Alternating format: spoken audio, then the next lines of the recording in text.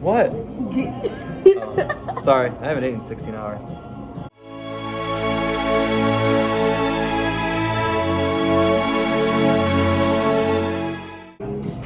Boom! What is up, you guys? Welcome back to our channel. Today is going to be our first official video with some donuts in the video.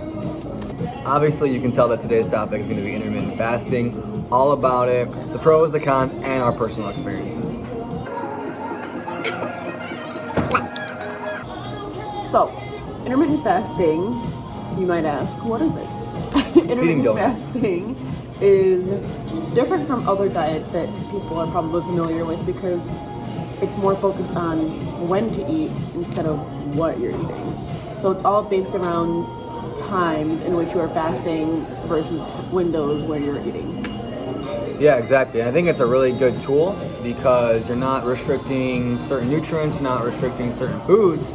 So obviously you're able to eat whatever you necessarily want as long as it fits in your calories for that time frame. The most popular approach that everyone talks about in the fitness community, as well as just more for people that work out, is the lean gains approach, and that's going to be 16 hours of fasting, 8 hours of feeding. So a typical approach usually is around 10 to 2, where you're going to be eating from 2 p.m. to 10 p.m. and then fasting pretty much all night, all morning. You're skipping breakfast. Your first meal is going to be lunch. And the big thing that people like to ask, obviously, with any diet or any fitness fad is, does it actually work? And the answer is yes, it does work. However, it's not any better or worse than any other diet option that you could choose. So it all kind of depends on your needs and your lifestyle as a fitness enthusiast. So for us, it works really well for us. We've done it several times. So for example, I work in a restaurant and my shifts are usually from 10 a.m. to 3 p.m. So it works really well for me because I go to bed at night around 10, 11 o'clock or whatever. I wake up in the morning. I don't eat breakfast. I might have coffee, water, and then I don't eat my first meal until after my shift ends around 3 o'clock. So then I have that window of fasting where I'm not eating anything. And then from 3 o'clock when I get off of work until nighttime when I go to bed, I have this shorter window of time where I can fit in more calories, eat bigger meals, eat meals that I might be more satisfied with, or even satisfy some cravings that I might have because I can fit it into that calorie count within that window. So. Yeah, and for myself, I started it back in college. It was really easy. I mean, you sleep a lot in college, so you kind of wake up around 11 or 12, and I kind of was doing it without even thinking about it until I had to become a big boy and work, and I got up at 6, and I still would do it and have my first meal around 12. My last meal would be around 8 to 10. I didn't really follow the 8 and 16 rule, but the whole gist of it is basically you're squeezing your feeding window to a smaller time frame, allowing you to have larger meals, more meals you can enjoy. You can be more flexible. So you're skipping breakfast, and all of a sudden you're at work, and someone's taking off for lunch. Great, I didn't have breakfast. I have more calories now for lunch. So it's really good for a lifestyle that allows you to be very flexible.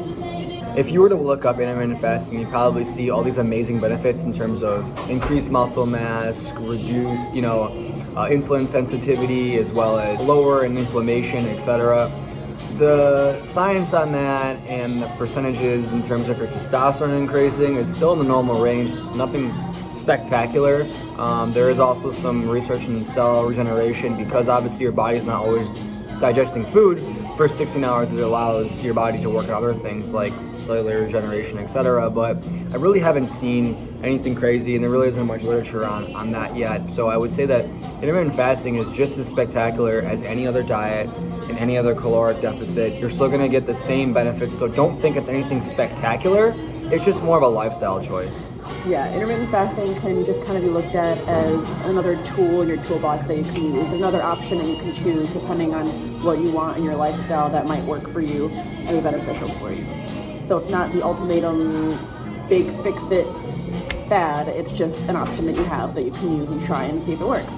Going back to our other video where we talked about being on the Renaissance periodization diet challenge as well as using the app, I'm in a caloric deficit right now, and we're both cutting, and I'm still eating when I get up at 6 o'clock in the morning for work, or I'm still eating when I get up whenever, because it's not optimal in terms of muscle protein synthesis throughout a 24-hour period. You're not going to be eating for 16 hours. You're missing out on muscle protein synthesis for those 16 hours. So as much as it's great for retaining muscle, I wouldn't say it's necessarily amazing for building muscle, especially if you're intermediate to an advanced lifter. You kind of want to get that extra 10% edge where you want to get those feeding windows on point. You want to be able to get your protein and everything kind of timed together, where it's around your workouts, before your workouts, etc. Because obviously you might be training fasted if you're intermittent fasting and you're training in the morning. So to put it simply, it's a great option if you're trying to lose weight and lose fat and maintain muscle. But if your goal is to build muscle, it might not be the best choice for you right now, because you want to make sure you're getting in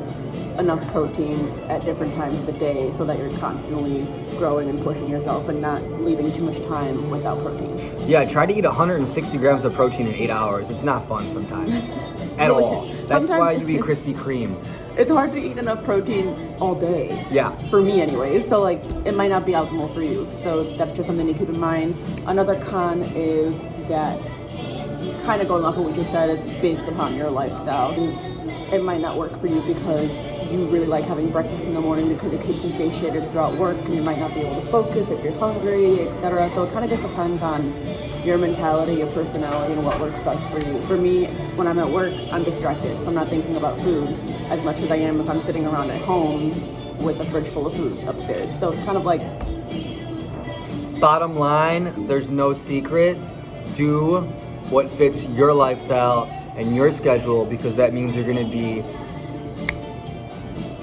adherent to it longer. Wow.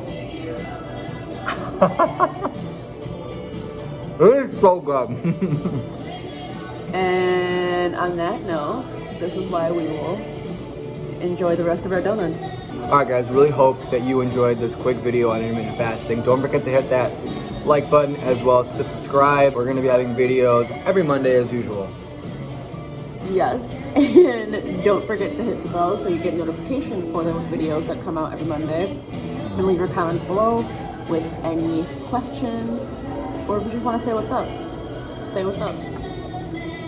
See you next time.